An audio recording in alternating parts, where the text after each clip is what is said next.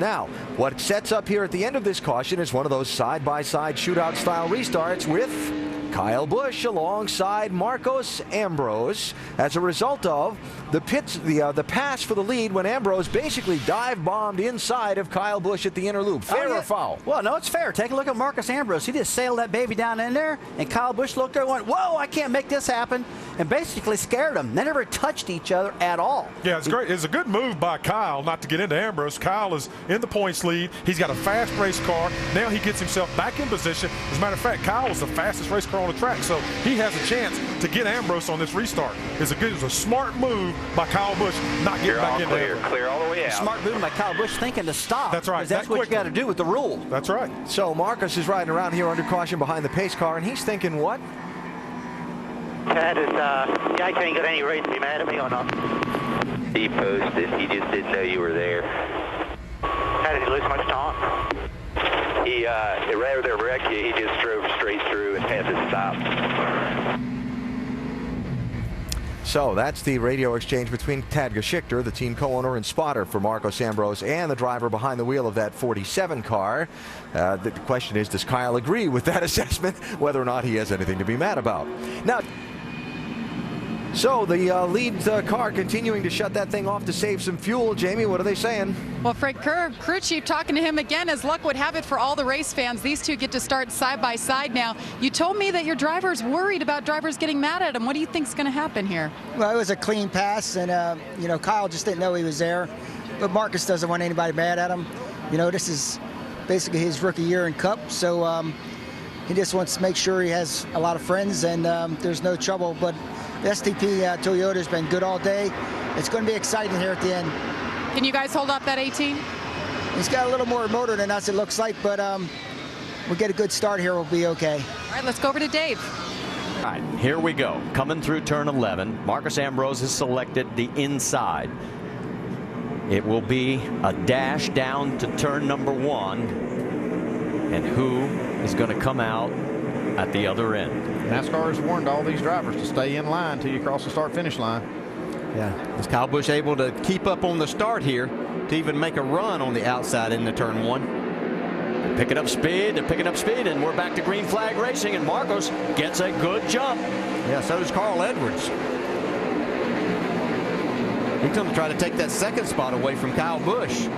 Whoa, baby, hold on. 3 wide. The 99 of speed had to go outside. A couple others behind him as well. That's our points leaders right there, first and second. Kyle holds on to second. Right behind him, Carl Edwards, Scott Speed, Kevin Harvick. And as you see the race lead, it is now 0.8 of a second. So Kyle Busch is starting to chip away at it. We're going to have 2 laps to go this time by. Yeah, I don't think it's going to be quite that much when we get back to the start-finish line here either. He's really cut that lead down. And 2 laps is a long way to race around this track. Yes, it is. That's a lot of turns. A lot of time to make a mistake. Each lap doesn't want this. Each lap 2.45 miles. 2 to go. He gave it all he had off turn 11. Yeah, actually it cost him a little bit of time there.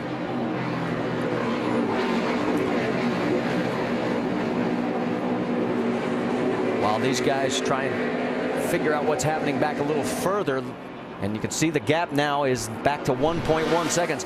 Let's go back to that exciting moment when we had the sequence coming up through the S's. This is probably the best pass I've ever seen through this section of this track. Runs him off the track in that corner.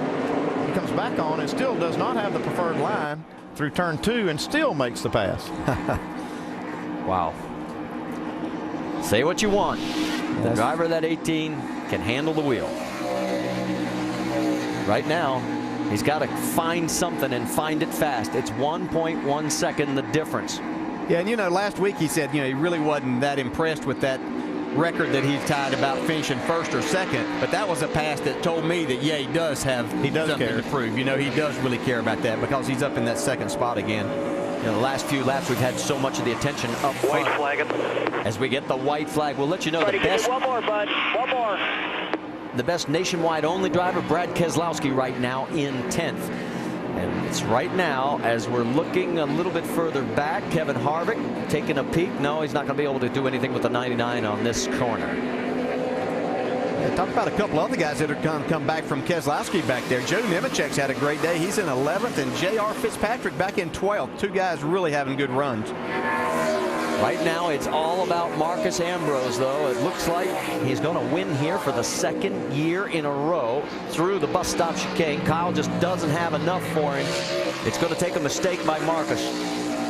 He hadn't made any, so that's hard to believe he's going to make one here in these next couple of turns. Just following up with what he did last year and putting himself in a position to win both races this weekend, guys. Don't celebrate too soon. You still got 2 corners to go. Whoa, Nemechek goes These around. are two guys we were talking about having great runs, too. Coming through turn number 11, the final time for the second year in a row. Kangaroo meet. You are the man. Marcus. You are the man. Ambrose wins. Is that it? Are you sure it's it? Proud to work with the best in the world, man. You see the top 5. There's Jeff Burton in 6th. All the way through Biffle, Reagan, Brad Keselowski. Scott Speed, we can tell you he had to stop. He blew the chicane, so that's why he fell back on that last lap. We didn't get a chance to see that. And Kyle goes on past. I don't know. I didn't see if there was any words exchanged or. I don't know if it was. I doubt it was congratulations if it was. I don't think Marcus Ambrose too much cares at this No, point. absolutely not. He won the race, did a great job of driving that car all day long. He's dialing that brake balance over there. See his right hand. He's getting ready for his burnout. He's taking all the rear brake out of it so he can spin those rear tires. I do a burnout. Am I allowed to with this motor? Yeah, go ahead. Yeah. That wasn't a real enthusiastic Yeah, that was the owner. That's why. All right, here's the moment of Kyle coming by. Let's see if there was anything happening. Hang on a minute. Oh, yeah. Yeah, that's Kyle saying, I still don't like what you did. Well, there are some guys that congratulate each other like that, but it's usually teammates that do things like that. There's Kyle Busch headed to pit road with another second-place finish. Yeah. Extend his points lead. Breaks the record. He now owns this one. This is his 10th race in a row where he has finished first or second. He will not be happy. You could be guaranteed of that, even though it is an astounding record. And a great drive today by Kyle Busch to bring it home second.